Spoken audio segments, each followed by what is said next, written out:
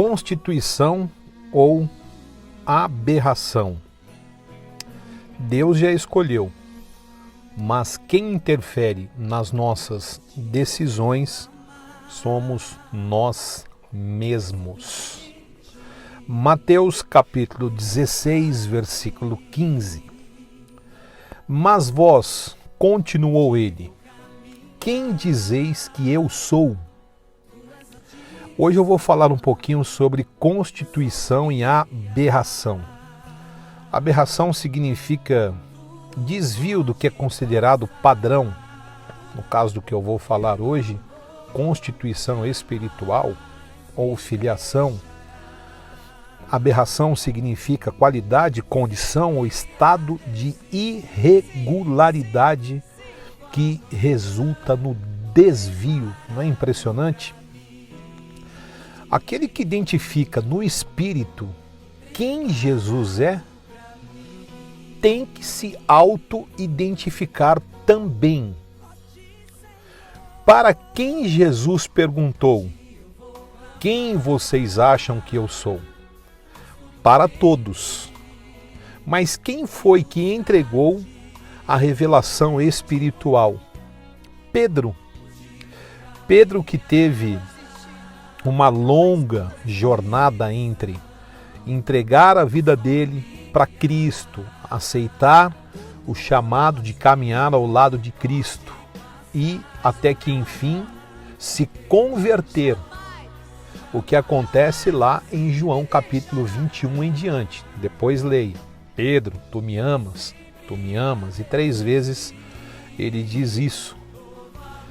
Quando Jesus fala para Pedro, um pouquinho depois dessa situação, quando te converteres, soa como uma ofensa, mas a jornada foi longa. E existem pessoas que ao longo de uma caminhada na igreja ou com Cristo, acabam não se auto-identificando no espírito, ou seja, não conseguem encontrar a sua identidade espiritual. A identificação é a raiz da palavra identidade. Então, quem nós somos no espírito? Porque Deus constituiu a personalidade de um filho no padrão de Jesus Cristo de ser. O padrão é o que ele foi, através de palavras, atitudes e sentimentos. O que nós somos? Na verdade, as pessoas na carne são coisas, não é? Como um ser irracional, embrutecido pela falta da revelação do Espírito. Você me entende? Quem constituiu a personalidade na carne foi um amontoado de deformações adquiridas.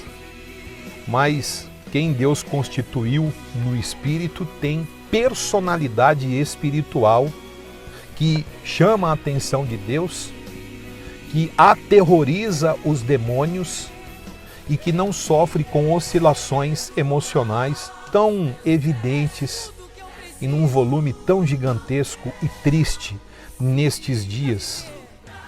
A constituição de quem eu sou no Espírito, que eu preciso rapidamente identificar, só o Espírito ou vida espiritual vai me ajudar nisso. Essa identificação, elas que vão constituir a minha personalidade, são virtudes desejadas e conquistadas com esforço. Já a deformação, ela se contrai como um vírus. E se isso se contrai como um vírus, as muitas deformações que eu e você temos, então o que eu preciso? Eu preciso me imunizar, que significa blindar o meu espírito, não deixando que as patologias da minha alma transbordem sobre ele e façam enfermar o meu espírito e me tornem como aqueles homens da caverna de Adulão, amargurados de espírito, em aperto, endividados. Abre um parêntese, as piores pendências que são dívidas são as espirituais. Fecha aí o parêntese, não é? Então, A alma, ela tem patologias hereditárias e também adquiridas por mal convivência, né? Maus relacionamentos, alianças erradas. A partir de hoje, trabalhe o processo de identificação de quem Deus te viu desde o ventre da sua mãe, como está no Salmo 139.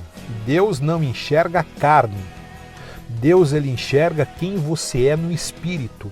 Então ele te viu no ventre da sua mãe no espírito. O espírito que ele enviou para você é a tua constituição, que não pode continuar sufocada. Liberte-a através de ações espirituais. Busque esta causa impossível aos homens carnais. Ouça que interessante para eu concluir aqui. Pedro, ele foi chamado por 3 nomes na palavra, no Novo Testamento, porque é onde ele surgiu no seu chamado, né? Cefas significa, no original, lá no hebraico, pedra, né? Então Cefas, um dos nomes de Pedro é pedra. Depois ele foi chamado por Cristo, nesse evento aqui, onde ele revela quem Jesus é no Espírito, de Simão Barjonas. Barjonas significa filho de Jonas, mas Simão também é pedra ou rocha. No grego, Pedro significa Petra ou Petrus, que é pedra. Os 3 nomes que ele recebe como homem são nomes espirituais. Não é impressionante isso?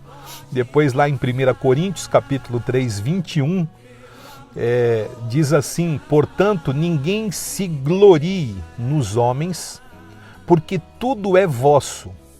Seja Paulo, seja Apolo, seja Cefas, um dos nomes em que Pedro foi chamado. Seja o mundo, seja a vida, seja a morte, sejam as coisas presentes, sejam as futuras.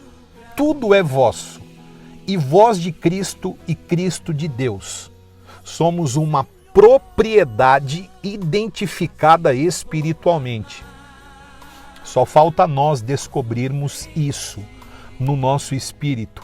E ainda no versículo 1 de 1 Coríntios 4, ele diz assim: assim, pois, importa que os homens nos considerem como ministros de Cristo e dispenseiros dos mistérios de Deus.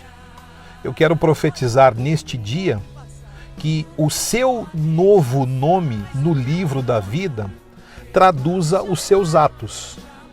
O seu novo nome no livro da vida diz quem você foi constituído por Deus no Espírito. Então, 5 coisas em 1 minuto. Encontre a sua constituição. Segundo, se entregue a ela incondicionalmente, sem refutações carnais e através das deficiências da alma. Terceiro, saia da casa do velho homem, como um dia Davi saiu de casa. A convivência com a fraqueza de espírito e carnalidade dos irmãos não daria certo, não dá certo. Não é sair de casa e abandonar a família, é abandonar o velho homem, o qual habitou em você por tanto tempo. Quarto, seja o que Cristo diz ao teu respeito. Então, o que o Senhor Jesus testemunha é mais ou menos o que está lá no livro de Jó. Tem que ser validado com as tuas atitudes e ações de fé. E por último, cogite coisas de Deus. Como? Limpe o seu vocabulário. Relacionamentos nocivos, doentes. E limpe também os teus ouvidos. Tudo isso diz respeito à sua constituição. E aí, quem você será? O Pedro impulsivo de João 21, que disse aos demais apóstolos: vou pescar, e nada conseguiu?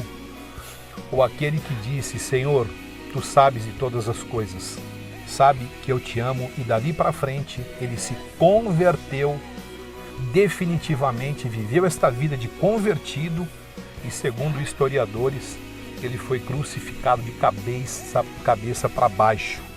O que eu quero dizer é que é uma pessoa que realmente viveu tudo o que eu disse desde o primeiro segundo desta palavra. Que prevaleça a Constituição porque esse é o ano apostólico de Isaías e a força da unção de Isaías será derramada hoje à noite, se você desejar, sobre a tua cabeça. Ama a tua vida e a tua família em Jesus.